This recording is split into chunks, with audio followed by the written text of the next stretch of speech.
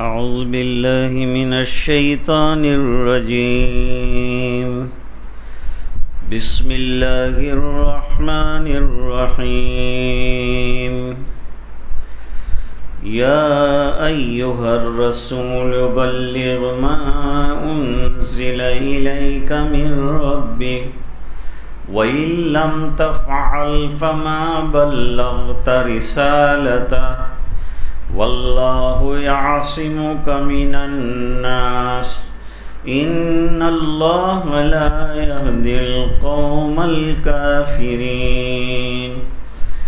قل يا أهل الكتاب لستم على شيء حتى تقيموا التوراة والإنجيل وما أنزل إليكم من ربكم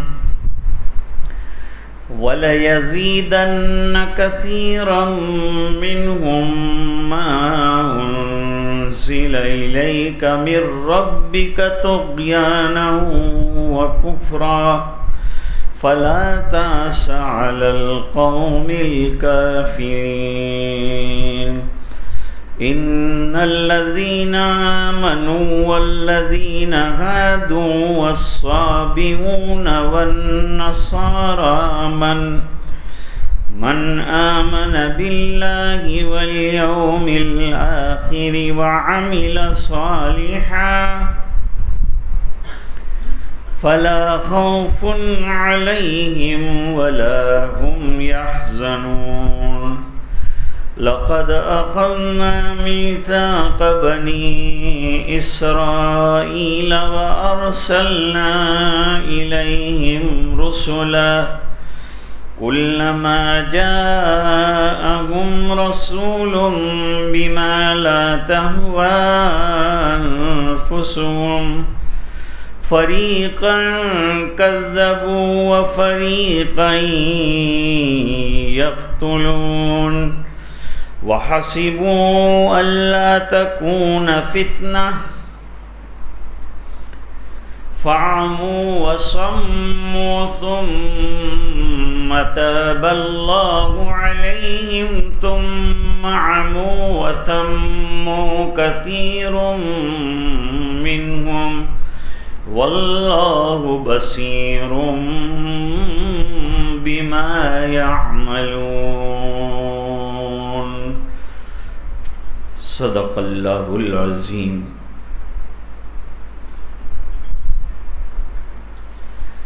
پیچھے سے یہود کا حال مختلف انداز میں بیان کیا جا رہا تھا. یہود حضور پاک صلی اللہ علیہ وسلم کے بے انتہا مخالف اور دشمن تھے. دین سے ان کو نفرت تھی اور حضور پاک صلی اللہ علیہ وسلم کا دین نہ چلے اور پنپنے نہ پائے، اس کے لیے رات اور دن محنتیں کرتے تھے، سازشیں کرتے تھے.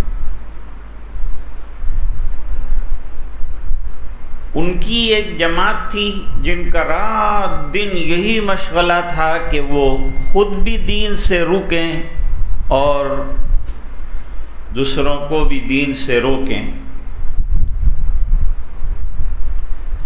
اللہ تعالیٰ نے اپنے رسول صلی اللہ علیہ وسلم کو خطاب فرمایا ہے اور خطاب بھی بڑے اعلیٰ طریقے پر فرمایا ہے. ارشاد فرمایا، اے رسول، جو باتیں اللہ کی طرف سے بذریعہ وحی آپ پر اتر رہی ہیں اس کے پہنچانے میں جھجک مت محسوس کیجیے، ڈر مت محسوس کیجیے. بے دھڑک آپ کی یہ بات یہودیوں تک اور دوسرے مشرکین تک بھی پہنچنی چاہیے. اگر آپ نے کوئی بات باقی رکھ دی اور نہ پہنچائی اس ڈر سے کہ وہ ستم کریں گے پریشان کریں گے، مخالفت کریں گے، دشمنی کریں گے، تو یاد رکھیے کہ آپ نے منصب رسالت کا حق ادا نہیں کیا۔ حضور پاک صلی اللہ علیہ وسلم نے ایک ایک بات، چاہے وہ چھوٹی سے چھوٹی ہو، چاہے بڑے سے بڑی ہو، جس کا تعلق دین کے ساتھ ہے اور وحی کے ساتھ ہے، اس کو برابر پہنچایا ہے۔ حدیث شریف میں ہے کہ حضرت عائشہ رضی اللہ تعالی عنہا فرماتی ہیں کہ جس نے 3 باتیں حضور پاک صلی اللہ علیہ وسلم کے بارے میں کہیں غلط کہیں، نمبر 1، آپ صلی اللہ علیہ وسلم غیب کی باتیں جانتے تھے، اگر کوئی یہ بات کہہ رہا ہے تو غلط کہہ رہا ہے۔ نبی غیب کی باتیں نہیں جانتے،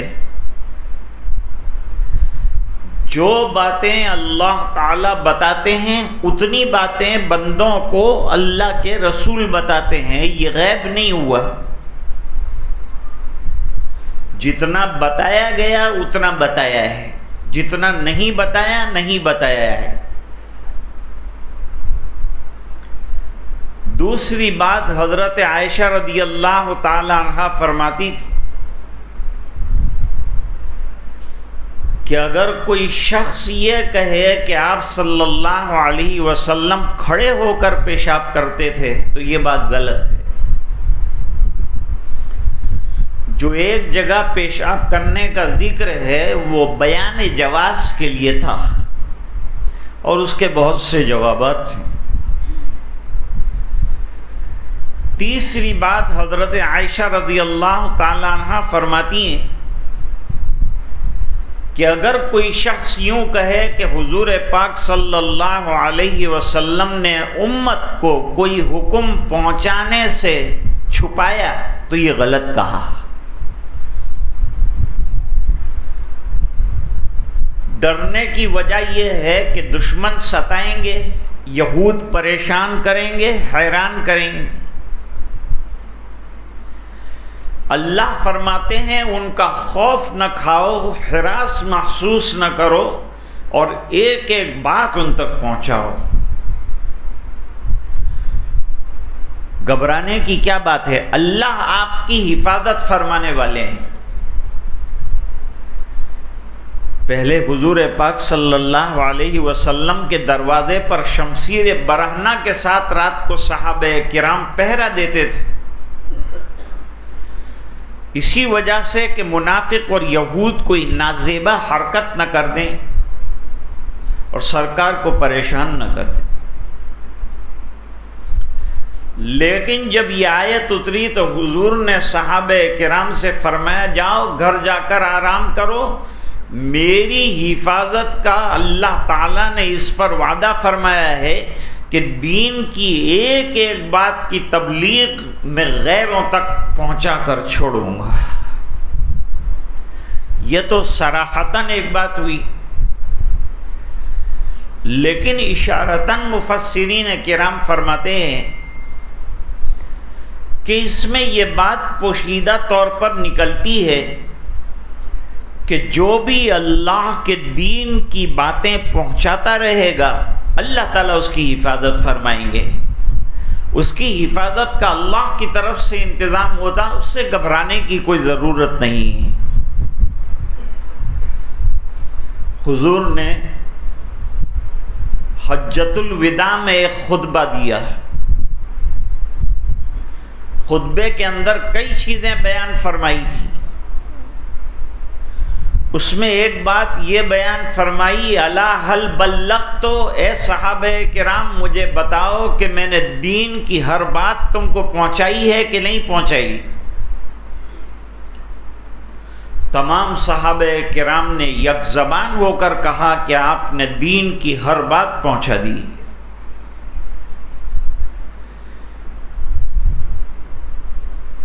حضور پاک صلی اللہ علیہ وسلم نے فرمایا اے اللہ میں نے صحابہ کرام کو گواہ بنایا ہے کہ جو دین تو نے عطا فرمایا تھا میں نے اس کو من و عن امت تک پہنچایا ہے، لوگوں تک پہنچایا ہے۔ تو لوگوں سے گھبرا کر دین کی بات نہ کرنا اچھی بات نہیں ہے، بلکہ دین کی بات بے ٹوک طریقے پر، دو ٹوک طریقے پر اپنے اور غیروں کے درمیان پہنچانے میں اور توحید کا غلغلہ بلند کرنے میں کوئی حرج نہیں، بلکہ اس میں ہماری حفاظت کی گارنٹی، کیونکہ ایسا کرنے والوں کی اللہ تعالی حفاظت فرماتے ہیں۔ اب اہل کتاب سے کہا جا رہا ہے اے نبی ان لوگوں سے یہ کہیے کہ تم کوئی معتد بھی دین کے اوپر قائم نہ رہو گے یہاں تک کہ تمہاری زندگی میں تورات، انجیل اور اگر تم نے حضور پاک صلی اللہ علیہ وسلم کا زمانہ پا لیا تو جو کتاب ابھی اتری ہے قرآن کریم کی شکل میں اس کو ماننا پڑے گا، اس کے احکام کو ماننا پڑے گا۔ تو اہل کتاب کے ذمے جب تک حضور نہیں آئے تھے تورات کا ماننا تھا، نصارہ کی ذمہ داری تھی کہ وہ انجیل کو مانیں۔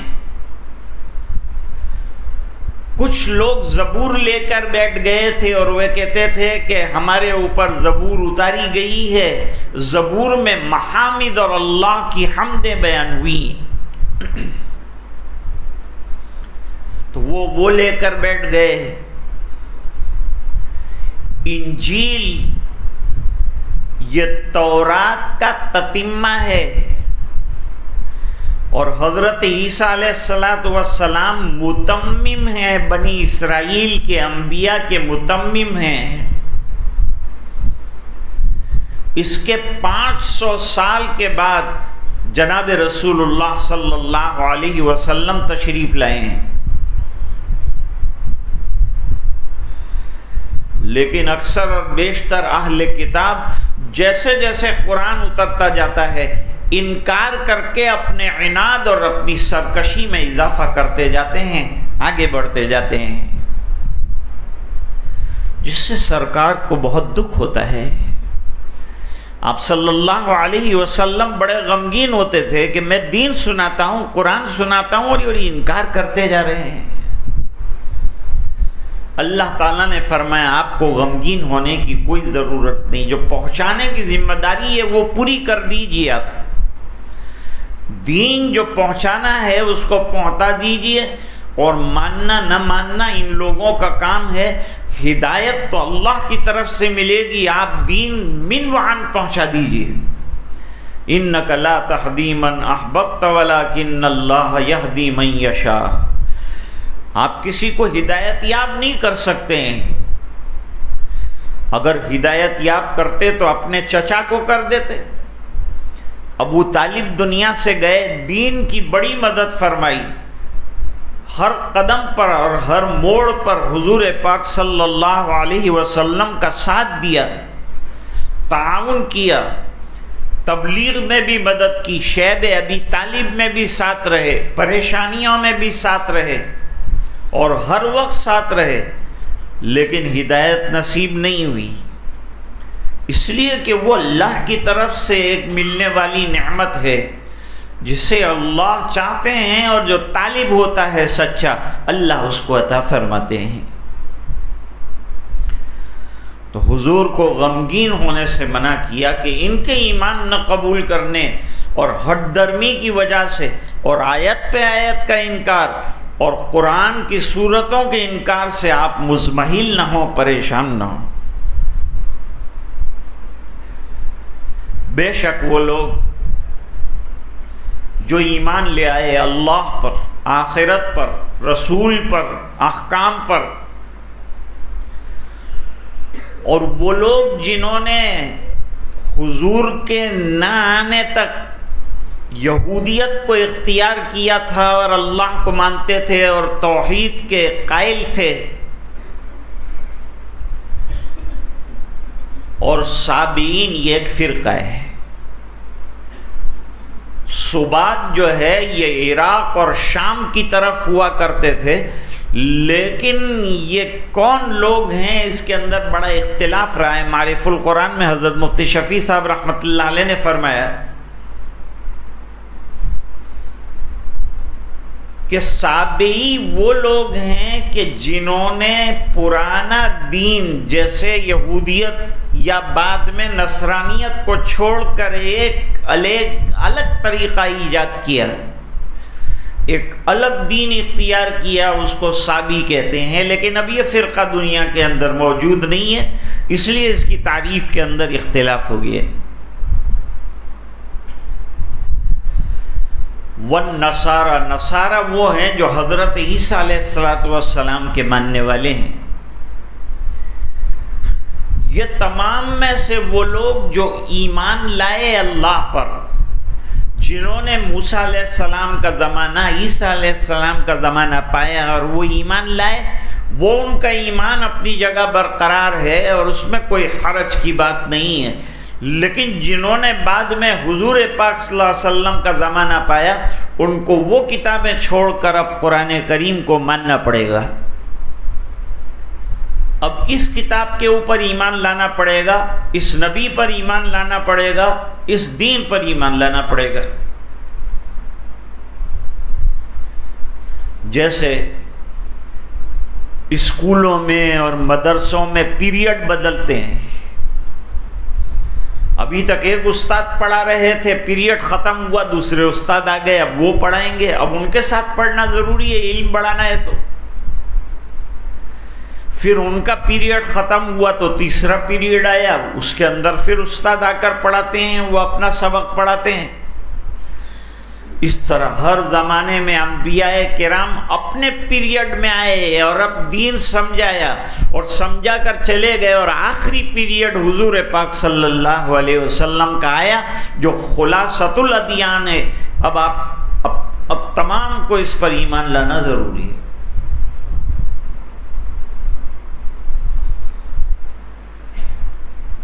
پس جس نے اللہ پر ایمان لے آیا اور آخرت کو مان لیا، آخرت کا عقیدہ انقلابی عقیدہ ہے کہ مرنے کے بعد اللہ کے سامنے کھڑے ہو کر ہمیں جواب دینا ہے، اور اعمال صالحات جو قرآن کریم نے بتائے، جو کتابوں میں بتائے، جو نبیوں نے بتائے، اس پر عمل کیا، تو ان لوگوں کو باہر کا کوئی خوف نہیں، اندر کا کوئی غم نہیں۔ خوف باہر سے آتا ہے، حزن اندر ہوتا ہے۔ لقد اخذنا میثاق بنی اسرائیل، ہم نے بنی اسرائیل سے بڑا پکا عہد و پیمان لیا تھا۔ یہ تفسیر ہے۔ اور بڑی کتاب تورات کے آنے کے بعد وقتاً فوقتاً مختلف انبیاء کرام کو بنی اسرائیل میں اللہ تعالیٰ بھیجتے رہے ہیں۔ تو اصل تورات تو اپنی جگہ برقرار رہتی تھی، لیکن آنے والا جو نبی ہوتا تھا وہ ضرورتوں کے اعتبار سے تھوڑی سی تبدیلی اس کے اندر کر کے امت کے سامنے پیش کرتا تھا۔ وہ تبدیلی کو مان لینا ہے۔ جس زمانے میں جس نبی نے امت کو جو تبدیلی کتاب کے اندر بتائی، وہی کی روشنی میں اس کو مانا جائے۔ لیکن ظالم یہودی ایسے تھے کہ جو ان کی مطلب کی باتیں ہوتی تھی، اگر وہ نبی نے دی ہے تو قبول کرتے تھے، اور ان کے نفسانی خواہش کے خلاف کوئی بات پڑتی تھی تو نبی کو قتل کر دیتے تھے، شہید کر ڈالتے تھے، مخالفت کرتے تھے۔ دو گروہ تھے بنی اسرائیل میں۔ ایک گروہ وہ تھا جو انبیاء کرام یکے بعد دیگرے حضرت موسیٰ علیہ السلام کے بعد بھیجے جاتے رہے، ان کی تکذیب کرتا رہا، اور ایک گروہ ایسا بھی تھا جس نے ظلماً انبیاء کرام کو شہید بھی کر ڈالا۔ جیسے کہ حضرت زکریا اور حضرت یحییٰ علیہ السلام کو، اور قریب تھا کہ وہ حضرت عیسیٰ علیہ السلام کو بھی شہید کر ڈالتے، لیکن اللہ تعالیٰ نے زندہ آسمان پر حضرت عیسیٰ علیہ السلام کو اٹھایا، اور قرب قیامت میں دوبارہ اللہ تعالیٰ زمین پر حضرت عیسیٰ علیہ السلام کو مبعوث فرمائیں۔ انہوں نے اتنے برے کارنامے انجام دیے، نبیوں کی تکذیب کی، آیات کی تکذیب کی، احکام کے پرخچے اڑائے، اور پھر وہ یہ سوچتے تھے کہ ہمارے اوپر کوئی حالات نہیں آئیں گے، بے فکر ہو کر، اندھے بہرے ہو کر جو ہے وہ لگے ہوئے تھے اپنی خواہشات کے پورا کرنے کے پیچھے۔ اللہ تعالیٰ تمام چیزوں کو دیکھ رہے تھے، اور اللہ تعالیٰ ہر چیز سے باخبر ہے۔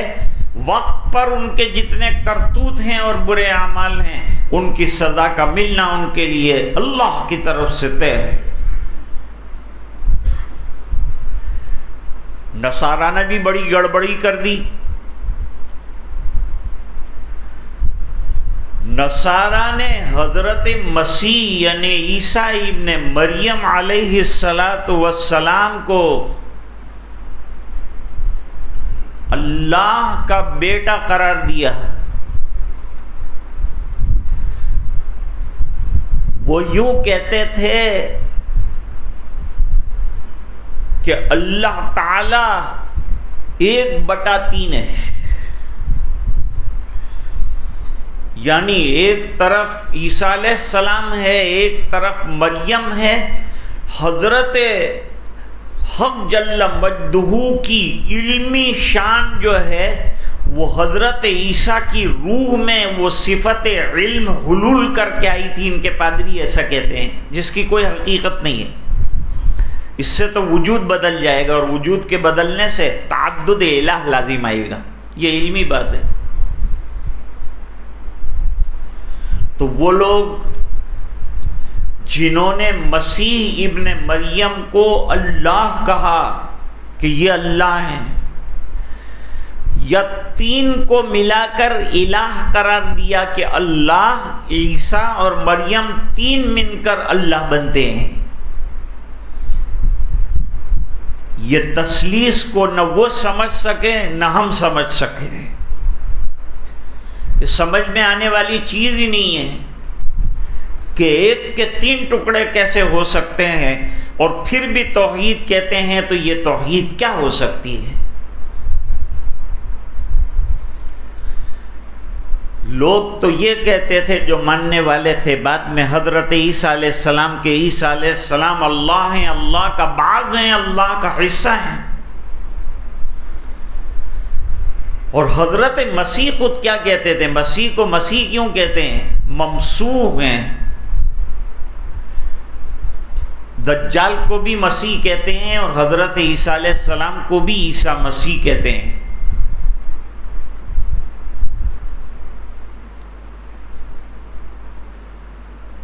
حضرت عیسیٰ علیہ السلام کو اللہ تعالیٰ نے مختلف معجزات عطا فرمائے۔ ان معجزات میں سے ایک معجزہ یہ تھا کہ کسی نابینا کے چہرے پر ہاتھ پھیر دیتے تھے تو وہ بینا ہو جاتا تھا۔ کوڑ کی جس کو بیماری ہو، پورا جسم سفید ہو گیا، وہ ہاتھ پھیرتے تھے وہ برس ختم ہو جاتا تھا، حالانکہ برس ختم نہیں ہوتا۔ اس لیے مسیح کہا،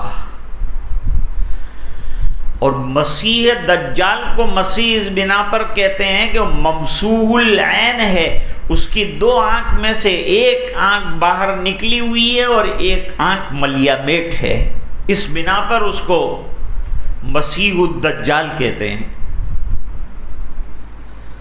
تو حضرت عیسیٰ علیہ السلام کے لیے تو یہ ایک شان ہے، نبوت کی ایک معجزانہ حیثیت ہے۔ لوگوں نے عیسیٰ کو اللہ بنایا، لیکن عیسیٰ نے لوگوں کو کیا کہا؟ حضرت عیسیٰ علیہ السلام نے کہا عبادت اللہ کی کرو۔ یاد رکھو جب توحید آتی ہے تو اس کے ساتھ رسالت ساتھ کے ساتھ آتی ہے۔ رسول کو بھی ماننا پڑے گا، اللہ کو بھی ماننا پڑے گا۔ لا الہ الا اللہ کہا تو محمد الرسول اللہ اس کی جلوں میں آتا ہے، ساتھ آتا ہے۔ جیسے من کان آخر کلامہ لا الہ الا اللہ کا مطلب یہ نہیں کہ محمد الرسول اللہ کا انکار ہے، وہ تو اس کے ساتھ ہی آئے گا۔ تو حضرت عیسیٰ علیہ السلام اللہ کے دین کی دعوت دیتے تھے، ایک اللہ کی عبادت کی طرف بلاتے تھے، اور یہ فرماتے تھے کہ جنہوں نے اللہ کے ساتھ شرک کیا ہے اللہ تعالیٰ نے ان کے اوپر جنت کو حرام قرار دیا ہے اور جہنم میں ان کا جانا طے ہے، کیونکہ شرک یہ ایسا جرم ہے جو انسان کو جنت سے محروم کرنے والا ہے اور جہنم میں داخل کرنے والا ہے۔ اور اللہ تعالیٰ فرماتے ہیں ظالمین کا نہ دنیا میں کوئی مددگار ہے، اور سب سے بڑا ظلم شرک ہے، ان الشرک لظلم عظیم۔ یہی عیسائیوں نے کہا کہ اللہ تین میں کا تیسرا ہے، اور اللہ فرماتے ہیں میں ایک ہی ہوں، نہ تیسرا ہوں نہ دوسرا ہوں نہ 1/3 ہوں، بلکہ ایک اللہ ہوں۔ وحدانیت اور توحید یہ سب سے بڑا سبق ہے جو ہر نبی دیتا ہے امت کو اور سمجھاتا ہے، یہاں تک کہ نبی کریم صلی اللہ علیہ وسلم کی دعوت بھی توحید کی دعوت۔ وما من الہ، کوئی الہ نہیں ہے مگر اللہ، اللہ کے علاوہ کوئی الہ بننے کے لائق نہیں۔ وَإِن لَّمْ يَنْتَهُوا، اگر یہ عیسائی اور یہودی اپنی بری حرکتوں سے اور برے کاموں سے باز نہیں آئے تو ہم ان کو لوگوں کے ذریعے سے دنیا میں سزا دیں گے اور جہنم کے ذریعے سے آخرت میں سزا دیں گے۔ یہود کا حشر کیا ہوا؟ بخت نصر نے حملہ کیا ان کی غلط کاریاں، بدکاریاں، برائیوں کی وجہ سے، اور بیت المقدس کے ٹکڑے ٹکڑے کر ڈالے، اینٹ سے اینٹ بجا ڈالی بخت نصر نے، اور کئی ہزار یہودیوں کو بیت المقدس میں قتل کر ڈالا، اور 70,000 یہودی مرد عورتوں کو بابل لے گیا اور وہاں لے جا کر کے غلام بنایا، اور غلامی کی زندگی وہاں گزارتے تھے بابل میں۔ ان لوگوں کے پاس 100 سال کا عرصہ گزر گیا۔ 100 سال کے بعد اللہ تعالیٰ نے ادھر حضرت عزیر علیہ السلام کو پیدا فرمایا، انہوں نے دین کی بات ان کو سمجھائی، گمراہی سے نکلو، غلامی سے نکلو، آزاد ہو جاؤ اور توحید خالص پر آ جاؤ، ایک اللہ کے دین پر آ جاؤ تو تم چھٹکارا پا سکو گے، ورنہ غلامی کی زنجیروں میں جکڑے رہو گے۔ پھر سائرس نامی ایک بادشاہ آیا، اس نے بابل پر حملہ کیا، اور یہ جتنے گرفتار ہوئے تھے ان تمام کو غلامی کی شکنجے سے چھڑایا، اور چھڑانے کے بعد دوبارہ بیت المقدس کو آباد کیا۔ چند سالوں تک بیت المقدس کے آباد رہنے کے بعد اور ٹھیک رہنے کے بعد پھر دوبارہ ان کے اندر ٹیڑھا پن ہو گیا، تو پھر اللہ تعالیٰ نے بادشاہ ظالم ان کے اوپر مسلط کیے جنہوں نے ان کو ٹھیک کیا ہے۔ اللہ تعالیٰ فرماتے ہیں اور اگر یہ لوگ ٹھیک نہ رہے تو ان کو دردناک عذاب سے دوچار ہونا پڑے گا، دنیا میں بھی اور آخرت میں بھی۔ کیوں یہ لوگ توبہ نہیں کرتے، رجوع کیوں نہیں کرتے، کیوں نہیں مان لیتے اللہ کو؟ ایک کیا تکلیف ہے ان کو؟ اور کیوں اللہ کے دربار میں مغفرت کے طلبگار نہیں ہوتے؟ کیوں نہیں مانگتے اللہ سے معافی اپنے شرک کی؟ یہ عیسائی اور یہ یہود جو مغفرت طلب کرے گا اللہ کے دربار میں، سچی توبہ کرے گا، توحید خالص کا پرستار بنے گا، اللہ تعالیٰ فرماتے ہیں میں اس کی مغفرت کر دوں گا۔ یہ کیسی بات ہے کہ تم نے کہیں مریم کو اللہ کا حصہ قرار دیا اور کہیں حضرت عیسیٰ علیہ السلام کو اللہ کا حصہ قرار دیا، جبکہ اللہ فرماتے ہیں مل مسیح ابن مریم الا رسول، مسیح ابن مریم تو صرف رسول ہیں، اللہ کے فرستادہ ہیں، پیغمبر ہیں، بھیجے ہوئے نبی ہیں، جن کو تتمہ تورات دیا گیا ہے انجیل کی شکل میں۔ اور حضرت عیسیٰ علیہ السلام سے پہلے بھی اللہ تعالیٰ نے کئی انبیاء کرام کو بھیجا ہے، ہزاروں کی تعداد میں انبیاء کرام آئے ہیں، اور ان کے بندہ ہونے کی دلیل یہ ہے کہ ان کو کھانے کی بھی ضرورت پیش آتی ہے، پینے کی ضرورت بھی پیش آتی ہے، اور جو محتاج ہو وہ الہ نہیں ہو سکتا۔ تو حضرت مریم کو کھانے کی ضرورت پیش آتی ہے، صدیقہ کہا ہے ان کو، یعنی یہود جو الزام لگاتے تھے ان پر گھناؤنا الزام، اس سے حضرت مریم بالکل پاکیزہ ہیں۔ مریم کا معنی ہی پاک باز کے آتا ہے۔ تو مسیح ابن مریم اللہ کے رسول ہیں، اور ان کی والدہ صدیقہ ہیں، سچی ہیں، اور ان کے اندر کوئی خرابی نہیں۔ حضرت عیسیٰ علیہ السلام بھی اللہ نہیں، حضرت مریم بھی اللہ نہیں، اس بنا پر کہ دونوں کو کھانے کی ضرورت پیش آتی ہے، کھانے کی ضرورت محتاج کو پیش آتی ہے۔ اللہ احتیاج سے پاک ہیں، اللہ تعالیٰ بے عیب ہیں۔ انظر کیف نبین لہم الآیات، کیسی کیسی نشانیاں جو ہے اللہ تعالیٰ بیان فرماتے ہیں، سننے والے سنیں، دلائل کو مانیں، اور پھر اللہ کی طرف متوجہ ہو جائیں۔ پھر بھی یہ لوگ نہیں مانتے اور اپنی ضد سے ہٹتے نہیں ہیں اور اپنی ہٹ دھرمی کے اوپر قائم ہے۔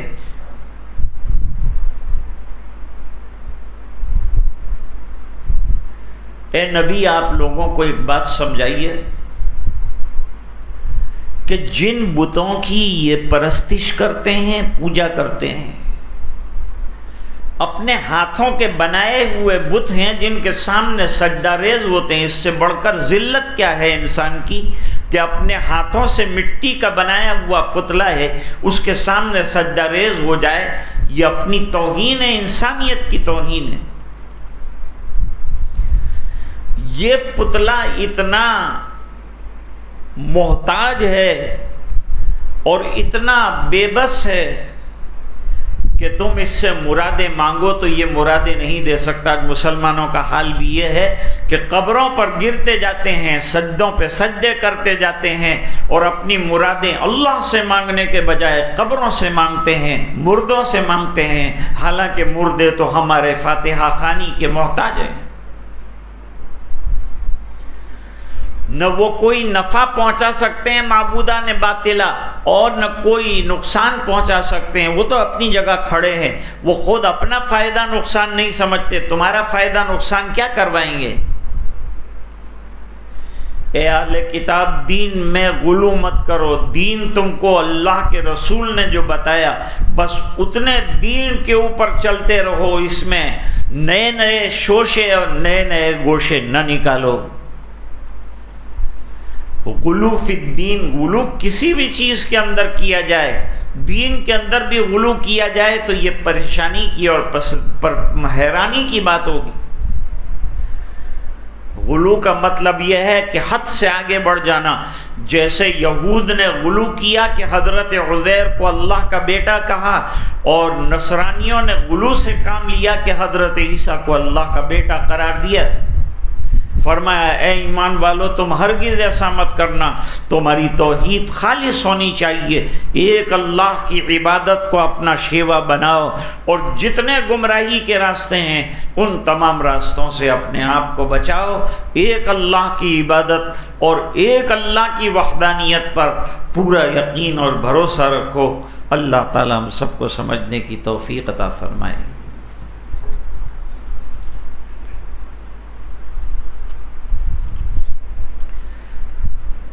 عبد الرؤوف صاحب دیشمکھ کا انتقال ہوا ہے۔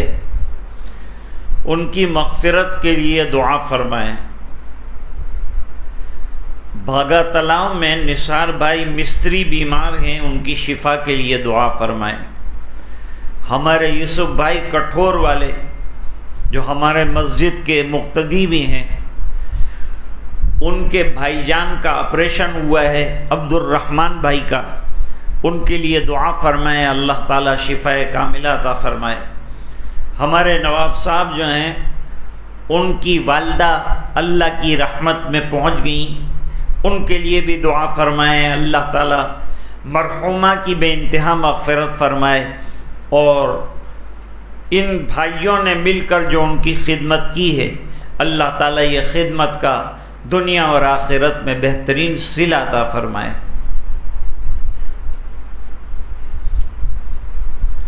بسم اللہ الرحمن الرحیم، اللہم صلی علی سیدنا محمد وعلی آل سیدنا محمد وبارک وسلم۔